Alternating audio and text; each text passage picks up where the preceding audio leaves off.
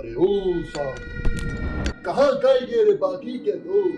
अयो सरदार है, आज स्टॉक मार्केट खुला होने के कारण आज सब हावड़े लिए हैं। क्या सोच रहे हैं सरदार? इनको स्टॉक मार्केट में पैसा लगाने से बहुत खुश होगा, शाबाशी देगा। अयो तू कैसा टाइका बे? मैं सांबा अन्ना मशीन में डालकर बना दूंगा तेरा गन्ना।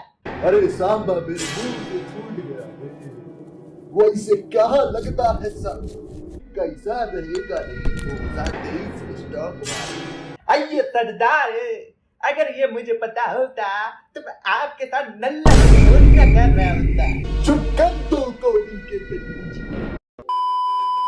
गब्बर सिंह बता पाए ना बता पाए, पर आज मैं बात करने वाला हूँ कि कैसी रह सकती है 2023 में stock market.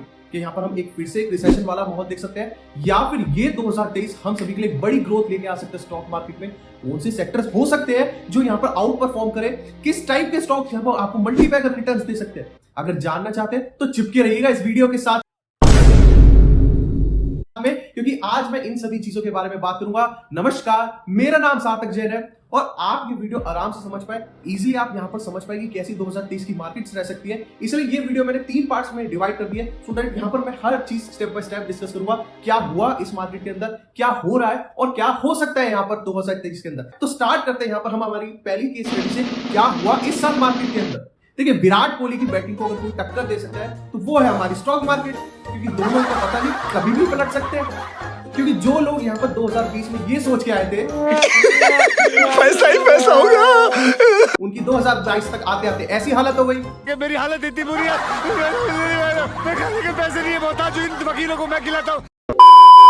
Well, jokes apart, अगर इसके पीछे का हम कारण देखें तो पिछले 1 साल के अंदर हमारा जो स्टॉक मार्केट है उसने यहाँ पर -2% के आसपास का रिटर्न दिया।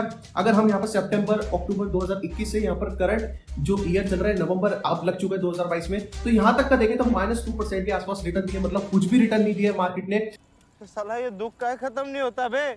और इसका सबसे बड़ा कारण था कि कोविड के अंदर जो इतना बड़ा हमने यहाँ पर हाइक देखा था मार्केट के अंदर, इतना बड़ा पंप देखा था, तो ऑफकोर्स यहाँ पर मार्केट को बैलेंस ही करना होता है, क्योंकि यूजुअली यहाँ पर 12 से 13% मार्केट रिटर्न देती है।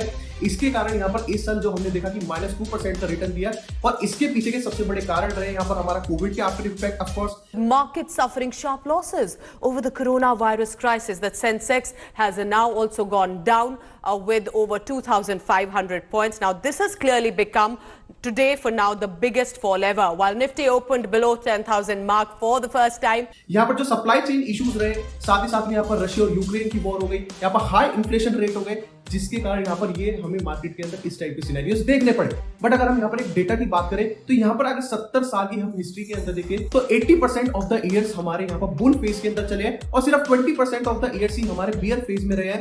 और साथ ही साथ अगर हम इसके अंदर एक चीज देखें कि यूजुअली जो एक बियर फेज है वो यहाँ पर 11 से 14 महीने तक लास्ट कर पाया है, उसके बाद यहाँ पर मार्केट के अंदर रिकवरी देखने को मिली है। और साथ ही साथ जिस इंसान ने यहाँ पर बियर फेज के अंदर इन्वेस्ट करा उसको एक बड़ा ग्रोथ देखने को मिली जैसे यहाँ पर बुल फेज आया। तो इसलिए अगर हम सोचे कि ये जो अभी बियर फेज चल रहा है ये हम सभी के लिए बहुत बड़ी अपॉर्चुनिटी है, और सेम चीज कहते हैं हमारे वॉरेन दद्दा भी। Let's talk a little bit about the fact that the market's down almost 800 points this morning. Yeah. Concern for you? Well, no, that's good for us, actually. I mean, we're a net buyer of stocks over time. And just like being a net buyer of food, I expect to buy food the rest of my life, and I hope that food goes down in price tomorrow. So when stocks are down, we're going to be buying on balance. आप समझिए यहाँ पर देखिए दूसरी की study कि क्या हो रहा है हमारी मार्केट के अंदर। अब देखिए, जैसे यहाँ पर मैंने आपको पहले ही बता दिया था कि Q4 तक आते आते हमारी मार्केट यहाँ पर 18,000 या 18,000 को भी क्रॉस कर सकती है, और वैसे ही हुआ हमारी मार्केट के अंदर। मिरेकल अरे कौनो मिरेकल नहीं है बे। देखिए समझिए यहाँ पर मैंने क्यों कहा था कि यहाँ पर 18,000 या फिर 18,000 को भी क्रॉस कर देगा हमारा निफ्टी। अब इसको समझने के लिए हमें समझना होगा कि हमारी इकोनॉमी कैसे काम करती है। देखिए, इकोनॉमी के जो 2 सबसे बड़ी चीज होती है वो होती है सबसे पहले एक कंजप्शन, और दूसरा होता है हमारे बिजनेस। समझिए, जितनी ज्यादा यहाँ पर कंजप्शन होगी, जितने ज्यादा जो हमारे कंज्यूमर्स हैं वो कंज्यूम करेंगे सामानों को, सब खा गए, कुछ नहीं बचा। उतना ही ज्यादा यहाँ पर जो हमारे धंधे हैं वो बढ़ेंगे, क्योंकि ऑफकोर्स वो कहीं ना कहीं से बाय करेंगे और कहीं ना कहीं से भी बाय करेंगे, तो हमारे जो धंधे हैं वो ग्रो करने लगेंगे। और अगर हमारे बिजनेसेस ग्रो करेंगे तो ऑफकोर्स जो हमारी इकोनॉमी है वो भी यहाँ पर ग्रो करेगी। और यही कारण है कि यहाँ पर इतना इन्फ्लेशन रेट होने के कारण, इतने ज्यादा यहाँ पर रेट हाइक्स होने के कारण स्टिल जो हमारी मार्केट है वो यहाँ पर स्ट्रॉन्ग खड़ी हुई है एज कंपेयर टू और सारी मार्केट्स के कारण। और अगर यही चीज हम डेटा से भी वेरीफाई करना चाहे तो यहाँ पर आप देख सकते हैं जो अक्टूबर के यहाँ पर जीएसटी के आंकड़े निकल के आया है वो यहाँ पर सेकंड हाईएस्ट निकल के आया है। जब से यहाँ पर जीएसटी इंप्लीमेंट हुआ है 1.52 लाख करोड़ की यहाँ पर जीएसटी के आंकड़े निकल के आया है। साथ ही साथ में यहाँ पर जो अब कंपनियां भी अपने यहाँ पर क्वार्टरली रिजल्ट्स पेश कर रही है, नवंबर का टाइम चल रहा है, तो काफी कंपनी के यहाँ पर क्वार्टरली रिजल्ट्स भी निकल के आ रहे हैं। और क्वार्टरली रिजल्ट्स देखे तो यहाँ पर हर कोई कंपनी मैक्सिमम टाइम्स यहाँ पर अच्छा परफॉर्म कर रही है। ऑफ कोर्स कुछ खराब कंपनीज भी है यहाँ पर, बट यहाँ पर समझ रहे हो ना? बट यहाँ पर देखिए मैक्सिमम कंपनीज ने अच्छा परफॉर्म करा है। साथ ही साथ में यहाँ पर अब जो हमारे देश के अंदर सेमीकंडक्टर की प्रोडक्शन स्टार्ट होने जा रही है, काफी सारी यहाँ पर फैक्ट्रीज लगाई जा रही है, यहाँ पर फॉरेन फंडिंग भी आ रही है, सो दैट यहाँ पर सेमीकंडक्टर्स की भी अगर हमारी प्रोडक्शन स्टार्ट हो पाएगी तो जो हमारे इलेक्ट्रॉनिक सामान में ये सेमीकंडक्टर यूज होता है, तो अगर ये यहाँ पर हमारे इंडिया के अंदर ही प्रोड्यूस होने लगेगा सेमीकंडक्टर्स, तो इन सभी चीजों के भी यहाँ पर दाम घट जाएंगे, जिसके कारण और ज्यादा लोग यहाँ पर ये सारी चीजें बाय कर पाएंगे एंड अगेन यहाँ पर जो धंधे हैं वो और ज्यादा ग्रो पाएंगे। साथ ही साथ में समझिए यहाँ पर जो ये रिसेशन वाले माहौल होते हैं, इस माहौल में यहाँ पर जो हमारी कंपनीज होती है जिनके पास एक अच्छा खासा कैश रिजर्व होता है, वो इस कैश रिजर्व को यूज करके यहाँ पर काफी सारी फैक्ट्रीज लगाती हैं और इन सभी के भी यहाँ पर इंपैक्ट हमें आने वाले टाइम के अंदर ऑफकोर्स दिखने वाले हैं। दैट्स व्हाई यहाँ पर मैंने पहले ही कहा था कि यहाँ पर इतनी सब चीजों के कारण हमें घबराने की जरूरत नहीं है। नो मैटर यहाँ पर क्या एनालिस्ट कह रहे हैं, क्या लोग कह रहे हैं, उनको कहने दीजिए। कौन है ये लोग, कहां से आते हैं? बट हमारी मार्केट स्ट्रॉन्ग है और यहाँ से बाउंस बैक करेंगी, यही चीज हुआ यहाँ पर मार्केट के अंदर। और यही चीज हम यहाँ पर आईएमएफ का जो डेटा है उससे भी यहाँ पर वेरीफाई कर सकते हैं। आईएमएफ ने यहाँ पर इंडिया का जीडीपी ग्रोथ फोरकास्ट जो इस ईयर का दिया है वो 6.8% का दिया है, जबकि यहाँ पर हम कंपेयर करें ये चीज अगर यूएसए से, तो यूएसए का सिर्फ 1.6% दिया है और चाइना जैसे देश के यहाँ पर 3.2%। मतलब सारे देशों से हमारा जो देश है वो यहाँ पर स्ट्रॉन्ग खड़ा हुआ है, बढ़ रही है हमारी मार्केट। दैट्स व्हाई यहाँ पर जो बाहर की मार्केट्स है वो इतना यहाँ पर इंपैक्ट नहीं डाल पा रही। भाई मजा आया, और मैं ये जो मजा है हिंदुस्तान के हर व्यक्ति को देना। अब समझिए यहाँ पर तीसरी केस स्टडी कि कैसी रह सकती है 2023 में स्टॉक मार्केट। देखिए ये जानने के लिए 2023 में हमारी मार्केट कैसे परफॉर्म कर सकती है, हमें समझना होगा कि यूएस की मार्केट्स कैसा यहाँ पर परफॉर्म करेंगी, क्योंकि यूएस की दर्द की चीखें हमें यहाँ पर भारत तक सुनाई देती है। अब ये समझिए कि जो यूएस के अंदर जो अभी सबसे बड़ी दिक्कत है वो है यहाँ पर इन्फ्लेशन। इतनी ज्यादा यहाँ पर इन्फ्लेशन बढ़ गई थी जिसके कारण यहाँ पर फेड को इतनी ज्यादा यहाँ पर इंटरेस्ट रेट हाइक करने पड़ रहे हैं। बट यहाँ पर अगर हम करंट इन्फ्लेशन देखें यूएस की, तो वो अब यहाँ पर धीरे धीरे कम आनी स्टार्ट हो गई है। जो इसकी हाईएस्ट इन्फ्लेशन 9.1 पे जाके पहुंची थी, वहां से एक डाउनफॉल देखा गया है और करंट इन्फ्लेशन लगभग 8.2% के आसपास हो गई है। अब देखिए समझिए जब तक यहाँ पर ये फेड इंटरेस्ट रेट हाइक करती रहेगी इस इन्फ्लेशन को कंट्रोल में लाने के लिए, तब तक यहाँ पर यूएस की मार्केट वोलेटाइल मूव करेगी। और जैसे ही यहाँ पर ये फेड इंटरेस्ट रेट हाइक करना स्टॉप करेगी तो धीरे धीरे करके यहाँ पर जो इन्फ्लेशन है वो भी कम आएगी और साथ ही साथ जो यहाँ पर यूएस की मार्केट्स है वो भी यहाँ पर ग्रो करने लगेंगी। और ये काफी सोर्सेस से माना जा रहा है कि आने वाले मई जून तक या फिर उससे भी पहले यहाँ पर फेड अपने रेट हाइक्स करना स्टॉप कर सकती है। और जैसे यहाँ पर ये फेड अपने रेट हाइक्स करना स्टॉप करेगी तो हम यूएस की मार्केट के अंदर ग्रोथ देख पाएंगे और साथ ही साथ में हमारी यहाँ पर जो भारत की मार्केट है वो भी यहाँ पर ग्रो करना स्टार्ट करेगी। क्योंकि देखिए इसका एक और कारण है, वो है यहाँ पर समझिए कि जैसे जैसे यहाँ पर इंटरेस्ट रेट बढ़ते यूएस के अंदर, तो जो हमारे एफआईज है वो यहाँ पर भारत से पैसा निकाल के यूएस के अंदर डाल देते हैं, क्योंकि अगर उनको अपने ही देश के अंदर एफडी जैसे सेफ इंस्ट्रूमेंट में एक अच्छे खासे रिटर्न मिलेंगे तो वो क्यों यहाँ पर स्टॉक मार्केट में रिस्क लेंगे।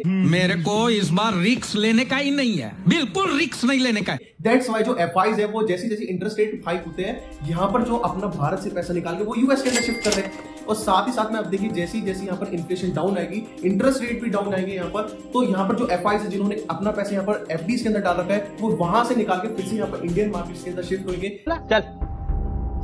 चलो जिसके कारण हम इंडियन मार्केट्स को और ज्यादा ग्रो होते हुए देख पाएंगे 2023 के अंदर।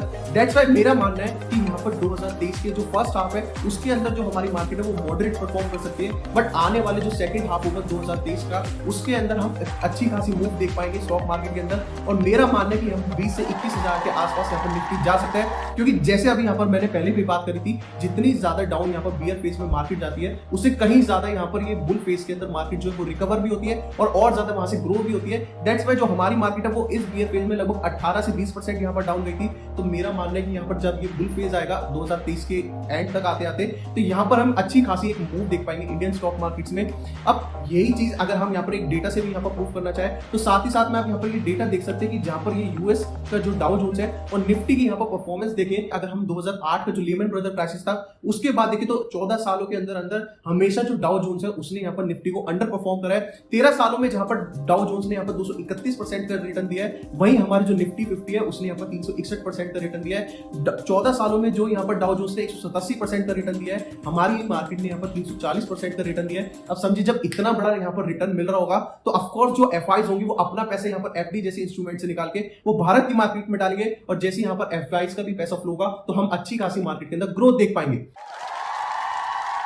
अब बात करें कि कौन से सेक्टर यहाँ पर आउट परफॉर्म कर सकते हैं, तो देखिए मेरा मानना है कि यहाँ पर मैं सेक्टर्स के साथ तो कहीं नहीं जाऊंगा। ऑफकोर्स मुझे लगता है कि यहाँ पर जो बैंकिंग सेक्टर है और यहाँ पर फाइनेंस सेक्टर है ये आउट परफॉर्म कर सकते हैं, साथ ही साथ में जो केमिकल इंडस्ट्री है वो भी आउट परफॉर्म कर सकती है। बट मेरा जो फोकस है वो है बिजनेस ओरिएंटेड फोकस, कि यहाँ पर कौन कौन सी बिजनेसेस है जो मुझे यहाँ पर आने वाले टाइम में एक अच्छी खासी ग्रोथ देख सकते हैं, बजाय यहाँ पर एक सेक्टर ओरिएंटेड होने का। और साथ ही साथ में अगर मैं स्टॉक्स में बात करूं कि किस टाइप के स्टॉक्स यहाँ पर हमें एक अच्छा खासा रिटर्न दे सकते हैं, तो मेरा मानना है कि जो मिड कैप और स्मॉल कैप स्टॉक्स है वो हमें एक अच्छा खासा रिटर्न दे सकते हैं। क्योंकि यहाँ पर देखें तो जैसे निफ्टी यहाँ पर लगभग 18,000 भी क्रॉस कर चुका है, 18,200 के आसपास यहाँ पर मार्केट चल रही है, बट स्टिल जो हमारे यहाँ पर जो मिड कैप और स्मॉल कैप स्टॉक्स है अभी तक परफॉर्म नहीं कर रहे हैं। दैट्स व्हाई मेरा मानना है कि मिड कैप और स्मॉल कैप स्टॉक्स यहाँ पर आउट परफॉर्म करेंगे मार्केट के अंदर आने वाले 2023 के अंदर। अब आपका क्या मानना है कि आपको क्या लगता है कि कौन से शेयर्स कौन से स्टॉक्स यहाँ पर आउट परफॉर्म कर सकते हैं? वैसे जो भी मेरे स्टॉक्स है यहाँ पर मैंने ऑलरेडी इनके ऊपर वीडियोस बना रखी है कि कौन कौन से स्टॉक्स के अंदर यहाँ पर मैं ऑलरेडी इन्वेस्टेड हूं, और उन्हीं स्टॉक्स पे यहाँ पर मैं अच्छी खासी ग्रोथ देख रहा हूं 2023 में आने वाले टाइम में। अब आप क्या सोचते हैं इसके बारे में मुझे कमेंट में नीचे जरूर बताइएगा। अरे फोन आ रहा है, एक मिनट, गब्बर का फोन आ रहा है। वेल इसको तो अभी मैं यहाँ पर उठाता हूँ, पर तब तक के लिए अगर आपको ये वीडियोस पसंद आ रही है तो इन वीडियोस को यहाँ पर जाके लाइक जरूर कर दिया करिए। अगर अभी तक आपने इस चैनल को सब्सक्राइब नहीं करा है तो किस चीज की कर रहे हैं शर्म, क्योंकि जिसने करी शर्म उसके फूटे करम। तो इस चैनल को जाके जरूर सब्सक्राइब कर लीजिए अगर आप जानना चाहते हैं money, finance, wealth creation, stock market से रिलेटेड चीजों के बारे में। और साथ ही साथ में कमेंट में मुझे जाके जरूर बताइए कि किस टाइप की वीडियोस आप देखना चाहेंगे यहाँ पर फ्यूचर में, कौन से टॉपिक्स पे आप सभी के लिए यहाँ पर मैं वीडियोस लेके आऊं। और तब तक के लिए देखते रहिएगा इस चैनल को, जागरूक बनिएगा, सफल निवेशक बनिएगा। हेलो, अरे गब्बर दादा मैंने डाल दिया वीडियो, अब वहां पर जाके देखिए कि कैसी रह सकती है यहाँ पर 2023 में स्टॉक मार्केट। फोन रखिए अभी।